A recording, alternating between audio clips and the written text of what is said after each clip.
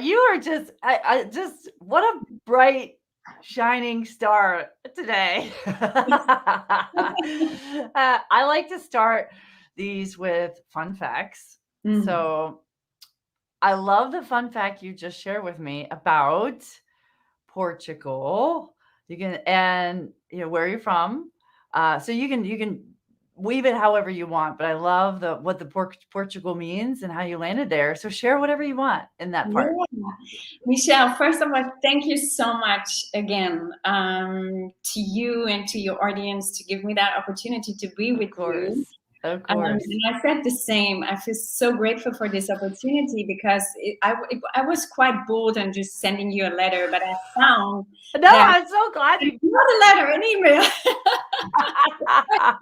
But I Yeah. found you have such an ease and joy in Oh, what you thank do, you. and I feel extremely attracted by that. Yeah. And that's why I reached out to you. So thank you Yeah, so thank you for reaching out. That was great. We had a much. great dialogue, and so you landed from Germany to Portugal, and what does so I love the what it means. The fun fact about what Portugal Mhm. means is what? Tell us that. Yeah, so I landed in Portugal on my path of self-discovery, and only years later, I learned what Portugal actually means, and it's translated the Portugal. It's the door to the individual awakening. So Hmm. basically, to understand who you are, what's the purpose of life for one person, and what's next, right? Hmm. So I think that's one of I the love reasons. that. Yeah, it's a very international scene. I love people living here and developing their own, how can I say, not only their own lives, but their own means, their own meaning Mm. of life, and really bringing that into action. And not only for themselves, but also for the communities, like that I really love. Yeah. How long have you been there now? Yeah, almost a decade, like more a decade already. And it was quite a path. Wow. I mean, it was literally deconstructing my life. As I mentioned before, it's like I left everything behind, like Mhm. my family, my career, my friends. But at the same time, I missed so much meaning in my own life. I just didn't feel it. Um, Is yeah, and I and so go ahead. No, I interrupted you. it's fine. And I was always searching for it. And at some point you just, you've got to look for the answers. Or you've got And to it's live into the question, as Rilke likes to say, right? Mm. and what is that when transformation for you started? Was it did Yeah, I think that's a really good because you were question. searching at some point. You were searching. And so because we're going to be talking about transformational leadership, and Yeah. I'm curious, is that when you were looking to leave Germany to Portugal, is that when it started, or when did you notice the transformation started? Hmm. I feel, I think we are. Let me think about this. Is a really good point. But what comes into my memory is one of my first yoga classes, Mm. where I remember it when I came from my account management job at that time. Okay. I still love fashion. I was always dressed in high heels, and I just wanted to make it on time. And I came with my bike, and I just arrived completely in a mess and a stress. You went to yoga that way? Yes. Oh my god, that's so funny. And Seriously? and I In high heels? That's just yeah, funny. totally. I mean, that's how I used to live on my office life. And I just talked to my first yoga teacher, and he just put the glasses down and said, "Take a deep breath." Right. I will not forget this yoga class. There was some peace inside me, and Hmm. that was the moment I understood. Okay, Ah. there is way more to discover than I have ever imagined. And if there are any answers that I could possibly find on my quest, then I will find them inside. I had no Nice. idea I would be ending up here. I had not the vision of talking about leadership, but that was the conscious moment of transformation. I love that. You're like, hold on, let me think. So you were able to pinpoint that's when it started. And so what does that mean what does transformational leadership mean to you? Is it and I'm sure there's probably other people that are watching or going to watch it later that are questioning, what does this mean? So what does it mean to you? Yeah, first of all, I would love to take it out of the context of work. I know this is Sure. No, you can. This can be work and life, and it's both. So we blend those. Hopefully, we show up as people and we blend them together. Exactly. I'm so glad that we're on the same page, because I think for sure. I think this is so important. This is why it really interests me so much. I think in the core of the core, it is really understanding on a deep, soulful level, who am I, where I'm coming from, who am I, what's my purpose, where am I going, and how do I get there? And I would say that I'm speaking about self-leadership. In other words, I have myself. I know when the world goes down, I'm able to trust myself wholeheartedly. And I do not need to codepend or please. I do not need to codepend on others or please others to feel my own worth, to feel my own power, know my gifts and talents, and trust me enough to know that I can find a way for myself, that I can build a life that suits me best in the first place, that I can invite in with my soul attraction people in my life that build with me together. So that means for me self leadership, knowing who I am, being a consistent learner about who I am, and bringing that out into the world in relation with others. And that could be any area of our lives. It can be the work, can be social relationship, partnership, family, anything. Yeah. But for me, the foundation is the soulful self-connection. Yeah. And did you find on your journey that you were looking for that validation through other people, and at some point that shifted? Absolutely. I was very trained because of my athletic career to be the best, to be perfect. When I wasn't the best, I sourced, or let's put it like this, I learned to source love in being the best. Okay. Yeah. I'm sure there's a lot of people that can resonate with that. As a person that is a recovering perfectionist, I get what you're saying there. Yeah, and the same for worthiness. And that can come, it's very tough when you work in a company, when you are an employee or when you're a team leader, you unconsciously, we're working our own shit on other people, right? I mean, for sure. We're trying to protect our role. We're clinging on to the salary, we're clinging on to the position, we're clinging on to the results that we are asked to deliver because we signed a contract. And it killed me inside. It is like this success was empty. You see, it was an empty success to fight consistently for my position.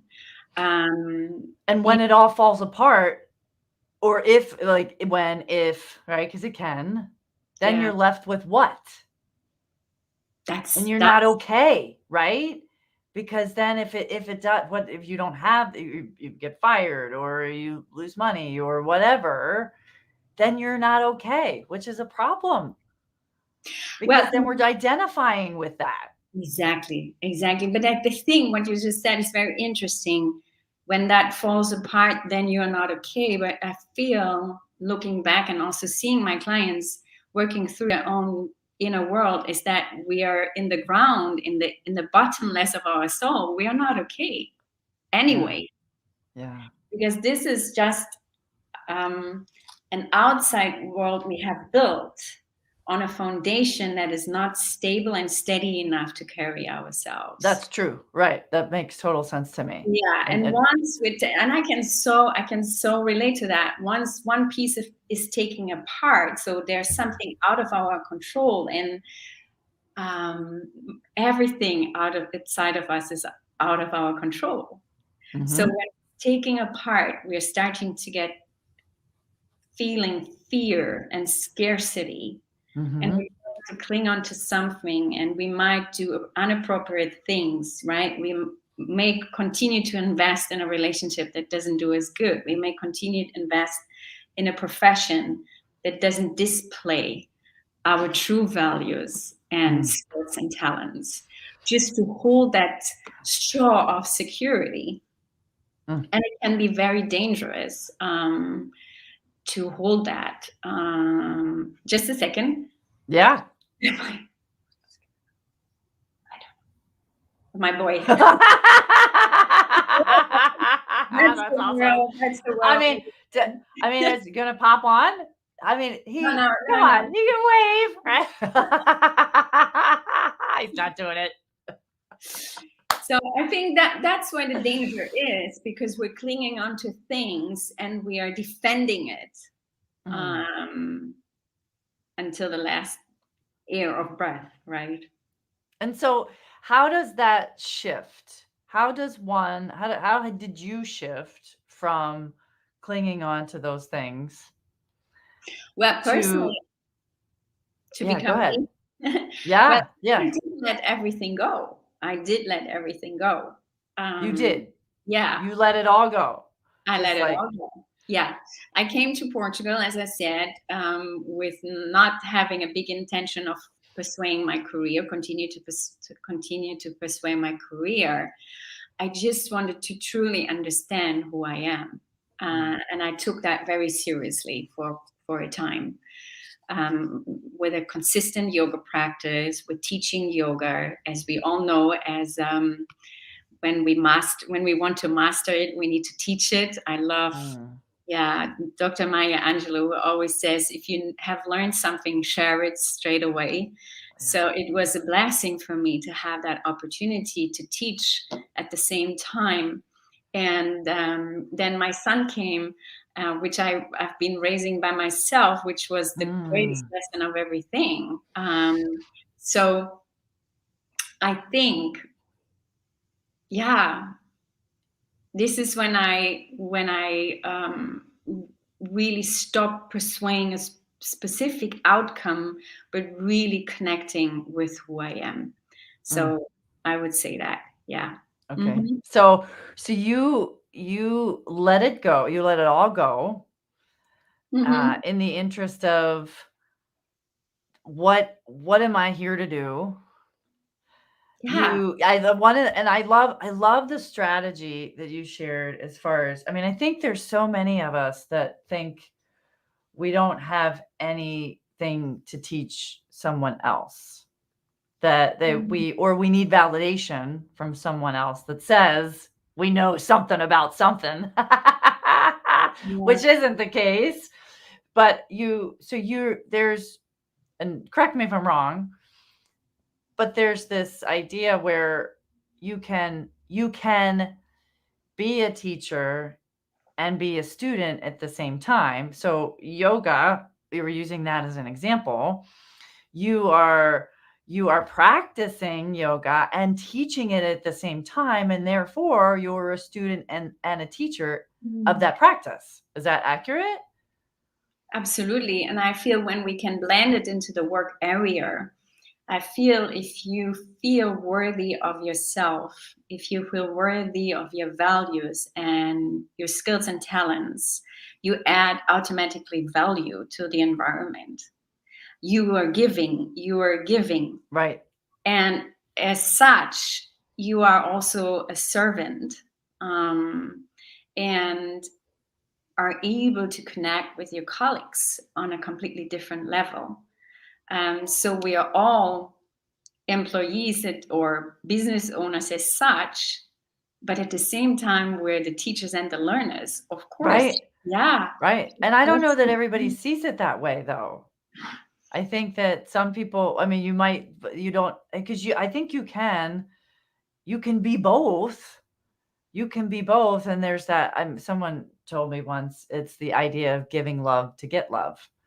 And so you're sharing your gifts, you're receiving in kind. And that can be tricky too, because you don't want to get sucked into the idea that in order to give, you're valued, and because you can be who you are regardless of what you're doing. Just us having this conversation, right? We're present, we're having a conversation, we're giving back, but we're present with one another, and that in and itself is transformational. Yeah. I feel when you have a really deep connection with yourself, I think the ego can become a friend. It doesn't dissolve. We need our ego in order to live, but it doesn't. The identification is not the priority anymore. It's just the service that we are delivering in the moment. That can be in any role. It can be in a role as a friend, as an employee, as a business owner, as a mother, as a parent, etc. pp. And then the game of giving and receiving is not only happening in the mind. It is not I give to receive. I give because we are in the devotional process of service, and service bonds us together. We're here doing this together. You are in your light, I'm in my light. Let's bond and thrive together. So I'm not expecting to receive anything back, but by devotion, it's a natural fact. I mean, that is just what happens. So would you amend that? So because I've used that before, to give love to get love. Would you amend it? How would you amend that based on what you just said? Can you help me with amend? So change it. How would you change it in a different, would you say it a different way based on what you just said? Well, I don't think that we can actually give love, because I think in the source of everything, I mean, that's very soulful. I think we are love. We have inherent goodness within us. And if we can, that's when we're speaking about embodiment. That's when we really talking about, when I hear leaders talking about living into values, what does that actually mean? If I take the what word, does it mean? Let's play with that. What does that it mean? means being love in action. If my value is courage, which is one of my highest values, then I need Yes. then I need to be courageous in action, right? Then otherwise I would have never sent this email to you. Right. For me, this is something that we don't give or get, because this is there. You just decide how much willing and how open you are to steep into this limitlessness of soul's quality. You see, if you're there, I mean, these are very highly spiritual questions, but are you part of love, or are you in love? Are you out of, you know what I mean? Right. What I'm getting. If you are in an action, you will naturally attract these in return, so to speak. But at the same time, I mean, we know that life is tough, it is. It is indeed. You will get a lot of people are going through some shit, right? Yeah.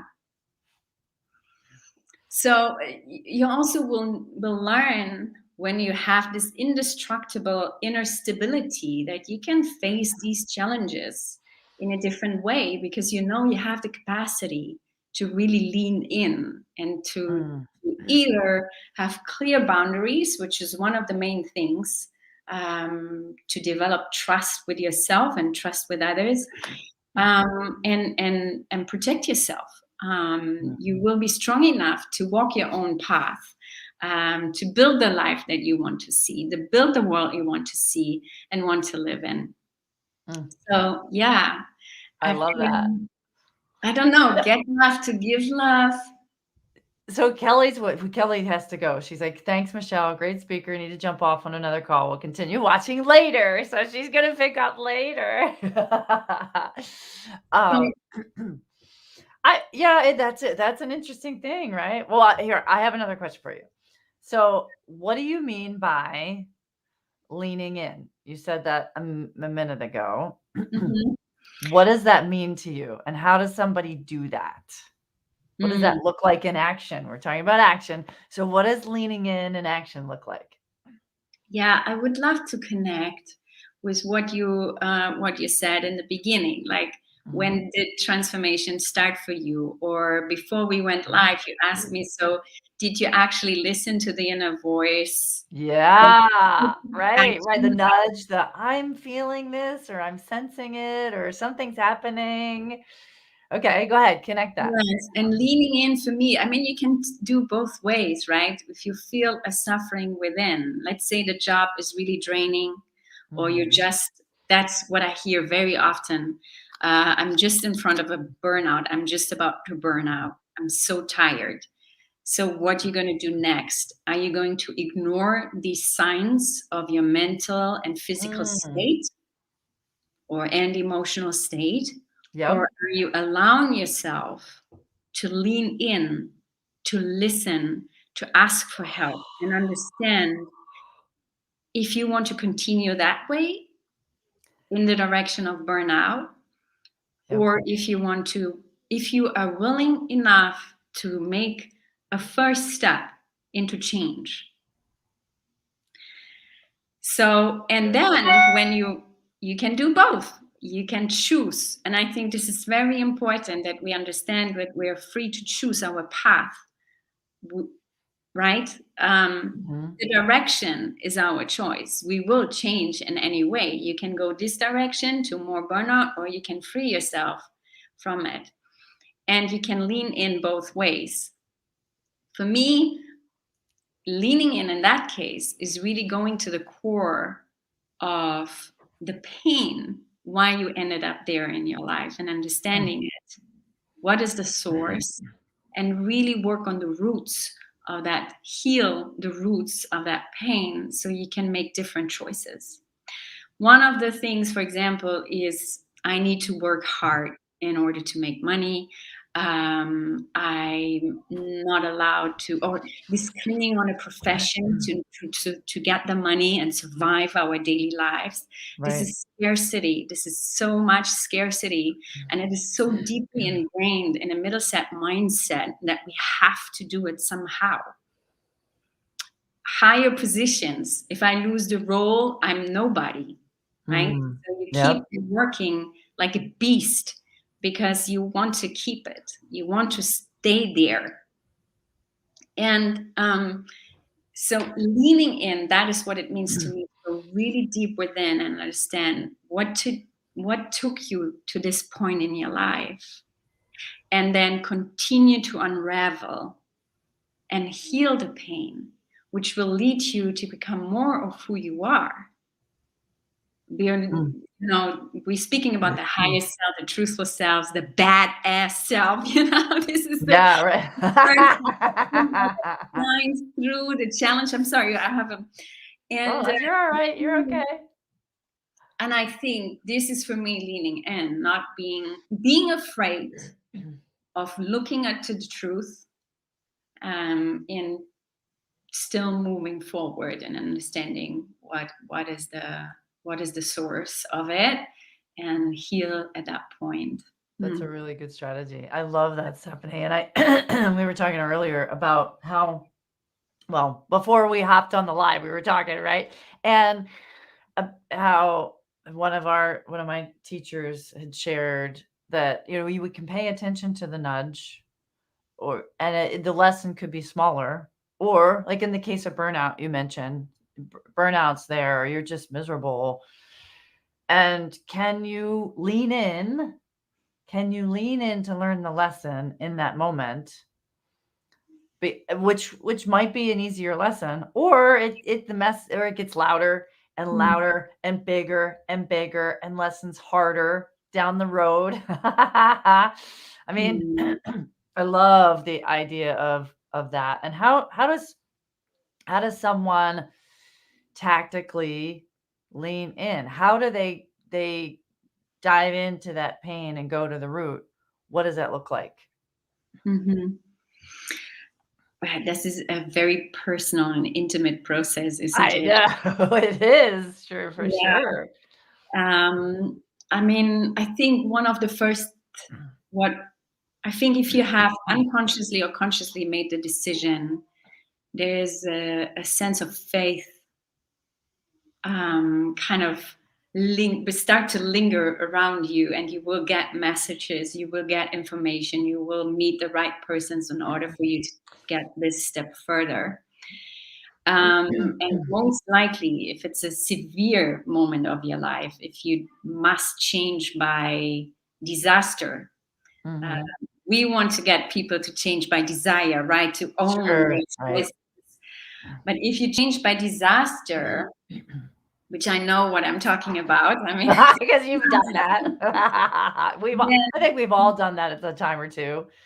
Yeah, I think most of us, we are in that generation where we're really breaking legacies or ancient traditions, right? So I think one of the first steps that one is bold enough to take is to ask for help. Yeah, agreed. Is to reach out to someone and speaking it out. There are two ways: is speaking and writing. And yes, I was gonna say the conscious prayer writing, and I don't know if like the Artist's Way talks about morning pages, and 3 pages, getting in a habit every day, which I don't do it every day. I don't do it every day, but I try. And that's also a really good way to go inward and dive deeper and do the work that you've just described. Yeah, I think in the end of the day is what I would love also to share is to make self-inquiry a fundamental part of life, of your life, of one's life. You're not only going to a coach to get you to the next level. You're not going to a psychotherapist, to understand your psychic and continue blindly in your life. It is really about shifting behaviors and patterns, by shifting beliefs, and by transforming the connection with yourself, which is fundamental for any choices you're going to make in your life.